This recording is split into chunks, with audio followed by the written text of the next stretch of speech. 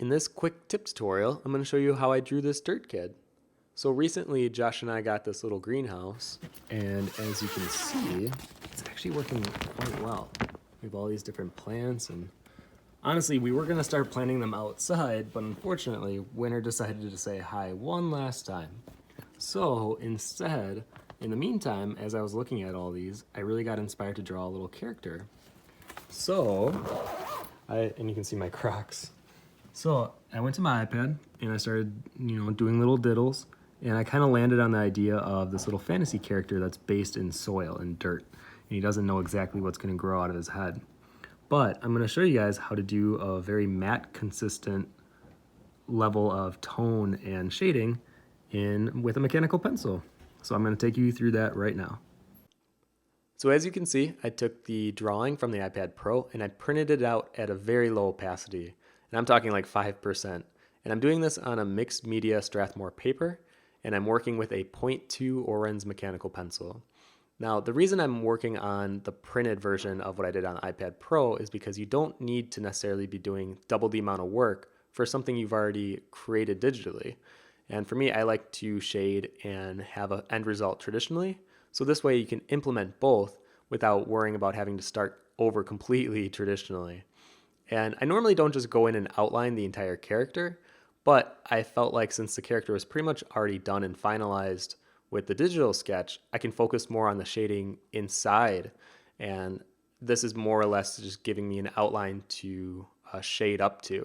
And I really wanted to focus more on the way that I shaded the head of this character rather than it being like an outlining tutorial. So I'm trying to get through this part first to get to the part where I'm actually shading. And I don't try to rush it either. I feel like you do have to take your time with outlining because you don't want sloppy lines or lines that are broken. And I got to a point where I felt the lines were crisp enough and I can go in and start doing the shading part. Now, as you can see, this is kind of a slower process, but you kind of need to take your time if you want a consistent matte looking value. And I'm having it have a gradation from the head into the body. So around the middle of the body, it kind of fades into the white. So I worked a little lighter there. But here, I am trying to keep a very consistent level of shading throughout it and having that value be consistent. So I normally work in very small circles. I do a very it almost looks like I'm jittering throughout the entire drawing. But this way I'm not having a lot of harsh edges, because sometimes if you're doing cross hatching, you have those lines of where it ends. You might see where it ends. But with circles, it almost looks like a really small scribble, so it's hard to distinguish where the pencil marks are because it's almost like one continuous line. And this can be very time consuming, and if I was honest with you, it can be very frustrating. And especially if it doesn't turn out consistent or there's pockets of areas where you can kind of tell where the pencil marks ended. And even with this drawing, I had to go back in and clean it up even a little bit after this video ended, just because I wanted it to be as consistently matte as possible. And I always believe that subtlety is key.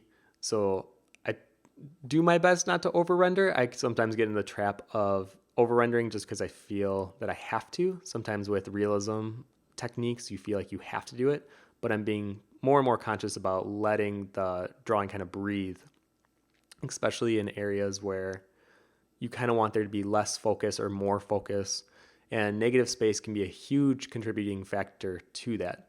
So I've been able to play around more with that concept. But then from here, I decided, you know what, I want at least a little gradation and value in the plant and the little hair accessory that he has.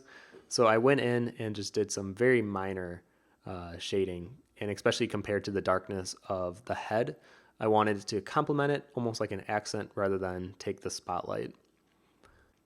And then here we go. So now we're kind of in the finishing touches, and I'm very happy with how this turned out. It's a very simple drawing, obviously, but I think if you just put a little bit of patience into the rendering of the head part, wherever you want kind of a solid matte value, just take your time, be patient, and I promise it'll pay off.